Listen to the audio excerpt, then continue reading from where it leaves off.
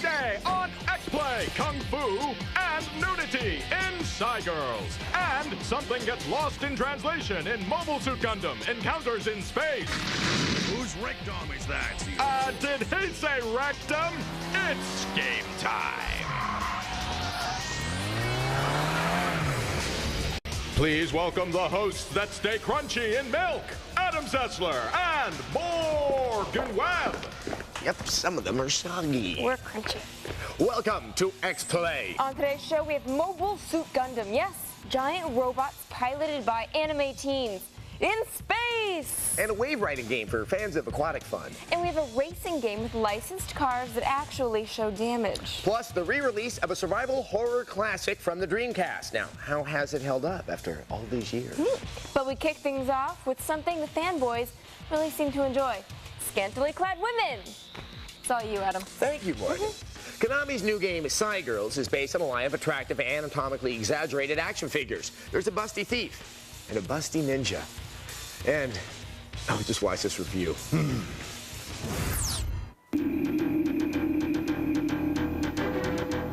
In a dark future world, the only hope in the struggle against an evil, faceless corporation is a reject from a shampoo commercial. Oh, and a hot ninja chick. Because nothing says futuristic stealth action like a hot ninja chick raiding a feudal Japanese mansion. Meet Ice and Asaka, stars of CyGirls. They don't mind the fanboys leering at them.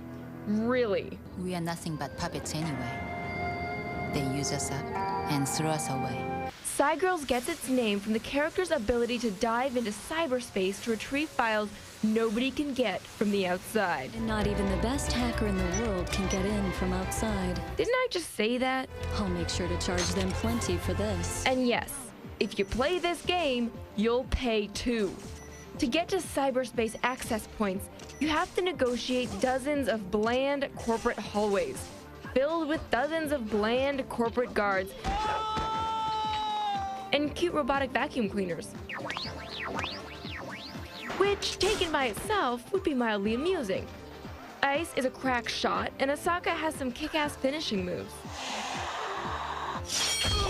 But wait, there's more.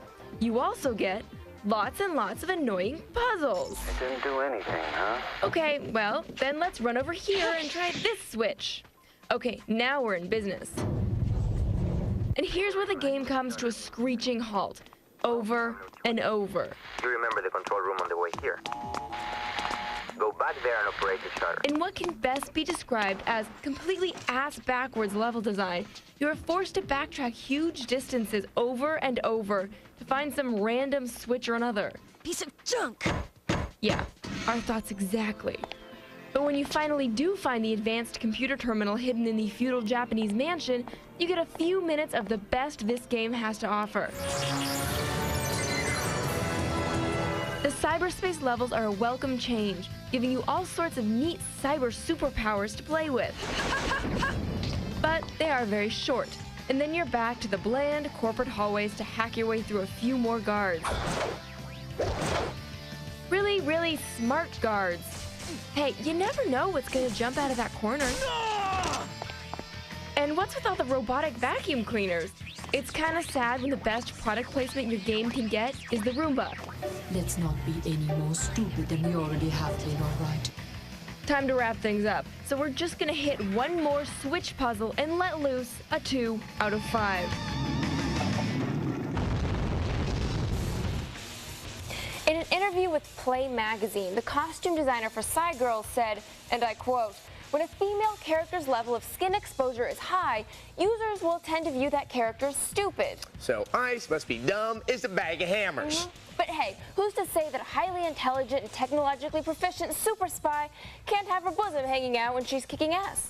I mean, aside from the basic laws of gravity, I mean. Darn puritanical laws of gravity. Right. Pooh. Well, anyway, if you aren't into cleavage, maybe you're into giant robots in space. It's based on the long-running Mobile Suit Gundam, and it's got a title I love to say. Here's our review of Mobile Suit Gundam Encounters in Space.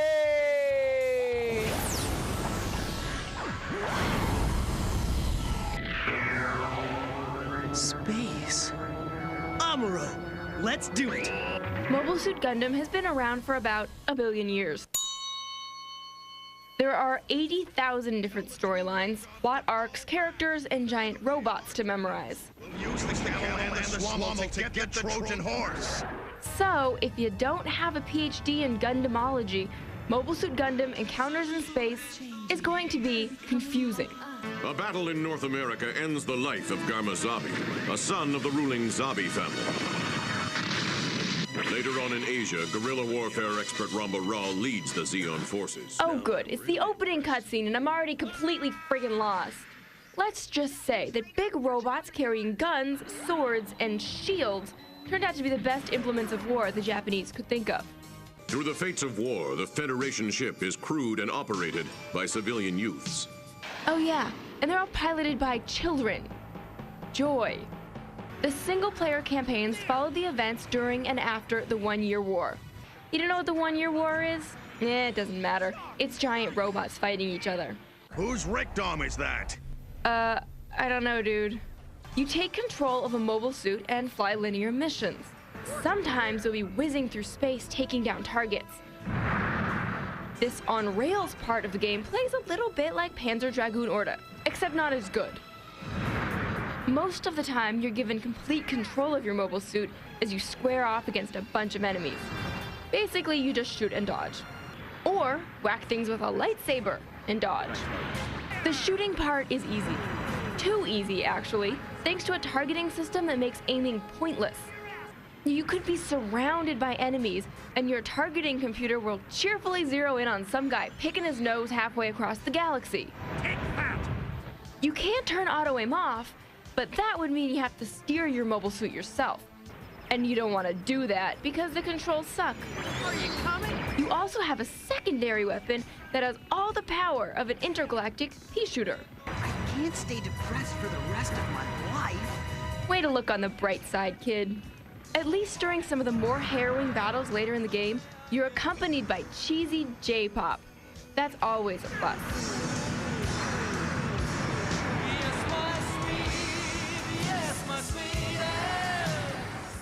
Good stuff, isn't it? Mobile Suit Gundam Encounters in Space is a mediocre action title coasting on the popularity of the Gundam franchise. It gets a 2 out of 5. Okay, so the game sucks, but here's some explosions for you. There!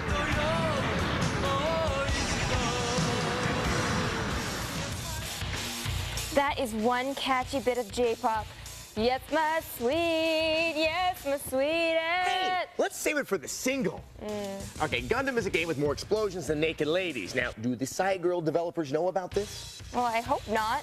Well, at least they aren't giant robots with metal cleavage in space. No one wants to see an Autobot with a rack.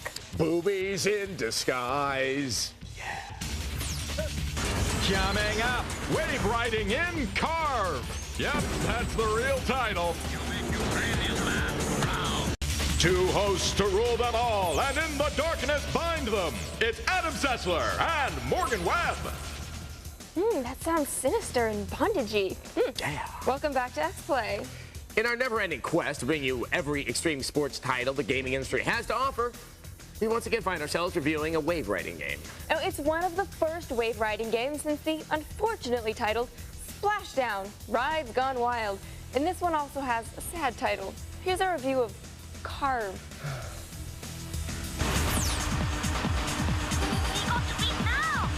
The world needs another jet ski simulation like it needs another hole in the head. And then enters Carve. Okay, so this is X-Play, right? So you're expecting me to make some silly pun about the name Carve, like I'm gonna carve a turkey with this game, or I'm gonna carve my initials into Adam's forehead. Well, you know what? I'm not gonna do it. Morgan? Yes, Adam? You already did? Oh, right. Well, back to the review.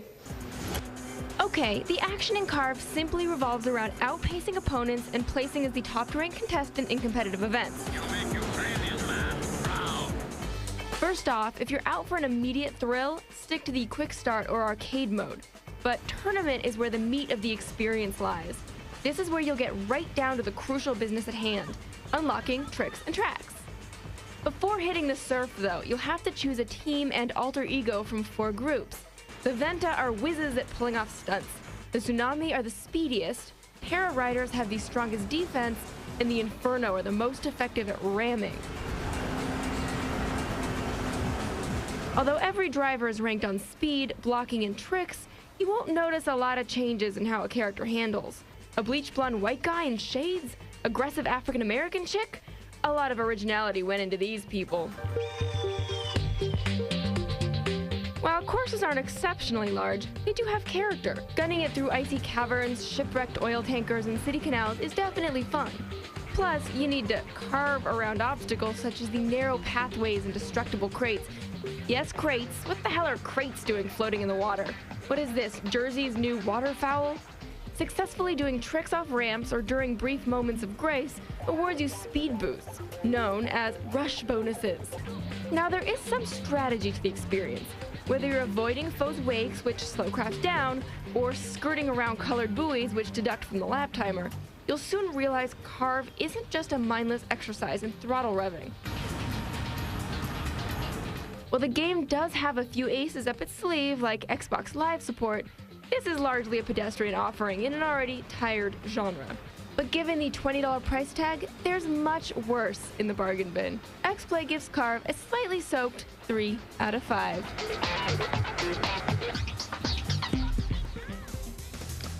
Well, at least it's cheap. Well, cheap is good, but you know what's better? What? Visiting our website, techtv.com/xplay. Wow, we really have no shame when it comes to plugging ourselves. That's right. Ladies, I'm a winner. Up next, keeping it simple in Toka Race Driver 2. Because you're too lazy to change the channel, it's Adam Setzler and Morgan Webb. Welcome back to X-Play. We are back with a sequel to 2002's Pro Race Driver. Except the sequel is called Toka Race Driver 2. It's a European thing. So is being stinky. Anyway, they changed the name, but that's not the important part. The important part is that it has licensed cars that show damage and it affects performance. Yes, after playing game after game where you can drive a Mustang into a wall or off a cliff with nary a scratch, it's nice to see a game where you can totally destroy real cars, and it feels good. Oh, so good. Here's our preview of Toka Race Driver 2. Left, right, accelerate, the basics, check. So, do you remember last year's Race Driver? Huh? Nonetheless, Codemasters is back with the sequel anyway. You want to change a view? Hit the white button. This time, however, Toka Race Driver 2 has a real chance at leaving a lasting impression on the minds of race car loving gamers. I'm out of control! I'm out of control again! There are easily just as many different types of races as there are games that emulate them. And in an effort to please, well, pretty much everybody, Codemasters is going to jam as many different kinds of races and cars as they can into just one game. Set to be anything but forgettable, Toka Race Driver 2 is a significant step up from its predecessor, sporting a hefty 31 separate championships, a wide array of racing events, 35 cars, and 48 tracks. This is far from a lightweight racer. What was that? What exactly was that? You'll play an up-and-coming race driver with a very opinionated coach and skilled team of mechanics. Here's where we are now, and here's where we want to be. Before and after each race, you'll be treated to cinematic advice and performance commentary to let you know exactly how well you're doing and what you need to improve on. Right now, my friend, you have got potential, but that's about it. Although career modes are common in racing games, an actual storyline is certainly unusual and should give the game a nice distinction. Thanks for the drink, Scotty. Are you always this annoying, or is this a treat?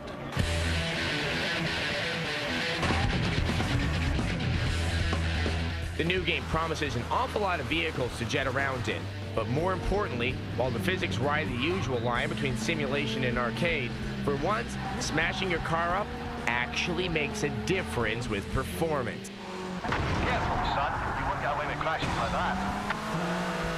Not only is it hard to navigate with a cracked windshield, but banging your car up will affect handling and power, and eventually stop you dead. Jeez, that's no driving, son. That's vandalism. Toss in the ability to compete online via the Xbox Live, and you have all the elements for one sweet little racer. And we were able to play a little game I like to call Bring the Race to a Crawl or None Shall Pass. None shall pass. None shall pass. Definitely shaping up to be a contender on the Xbox. Toka Race Driver 2 should hit stores very soon. Now, this game does have one of the most detailed story modes we've seen in a racing title, so it'll be interesting to see how that portion of the game winds up when it comes out. Yes, look for a full review of Toka when it comes out. Until then, prepare yourself, because after the break, we have the re-release of a survival horror classic. It was scary back in the day, but then again, E.T. was scary when I was little. Now he sort of looks like a short, naked guy with a pot belly and a fondness for Reese's Pieces. No, that's pretty scary. What? Jamming ass, putting the fun back into the Oedipus complex. The #1 cause of eye strain on cable. It's Adam Sessler and Morgan Webb. That means you're watching. Ha. Welcome back to X-Play. Think back all the way back to the year 2000. Bill Clinton was still president, the Thong Song was a huge hit, and Resident Evil Code Veronica was a success on the Dreamcast. I asked the Dreamcast, it's like an old girlfriend you broke up with a long time ago, but you still think of them fondly until you pay those legal fees. Anyway, in the year 2000, Code Veronica looked fine. We were all like, dude, check out these sweet graphics and ignore that crappy camera. Yeah, 4 years later, the game is being re-released on the GameCube, and, well, we might have been wearing beer goggles. Big beer goggles. Here's a review of Resident Evil Code Veronica X for the GameCube.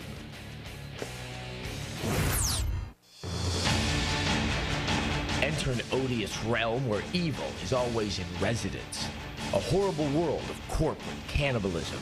A place where you'll be chewed more than your mother's Salisbury steak. Where bodily fluid will flow more liberally than A1 on flavorless meatloaf. Enter the aging game space of Resident Evil Code Veronica X, where everything is as it was and nothing has been made current at all. Umbrella up, game fans. It's raining guano as Veronica X plods from a GameCube near you in all its year 2000 original release splendor. It's moaning zombies ahoy as you navigate the endless archipelagos of dimly lit dread, killing and collecting on the road to salvation. In the year 2000, this game had a creepy charm as evil perverted innocence and mangled corpses leapt at you from the shadows. In 2004, fear is replaced with brain-clearing frustration as you flip the switch on some gizmo, only to realize you're missing the butternut squash of destiny necessary to spring someone from a locked room or door. This means backtracking through a bazillion doors, ladders, and giant worm obstacles to get back to that damn thing you forgot in order to continue. Walking and running mechanics are also made faithfully frustrating as you move, stick, and press buttons wildly, trying to target the wandering legion-covered skin suits that block your path. Of course, if you're packing enough heat, none of that will really concern you much. As you immerse yourself in the drama of the storyline, you'll discover Claire Redfield has to deal with this whimpering post-puber. I can't! And this sadistic fun guy with a wicked sense of humor. You don't fool me! All clothed in the fruity sweetness of a Days of Our Lives melody line. Welcome to the Days of Our Deceased, brought to you by your friends at Limeaway Corpse Cleanser. Cut, stop the game, I want to get off. Awkward controls, sleepy puzzles, aggravating targeting, and endless backtracking. What's to love here, folks? Especially for the less than reissue price tag of $39.99.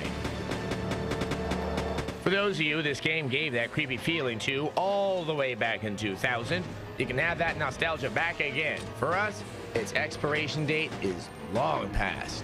We give it a 1 out of 5. Father!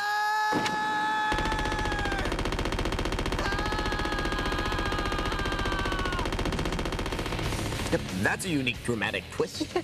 This game looks older than the zombies in it. You know, they totally remade the first Resident Evil for the GameCube, and it looked great. But they couldn't be bothered to spruce up Code Veronica, which is arguably the best installment in the series. Okay. Okay, normally at this point we'd open up some sort of angry or scathing viewer mail, but we've had enough horror today. So instead, we're opening something nice that one of the fans sent to Adam.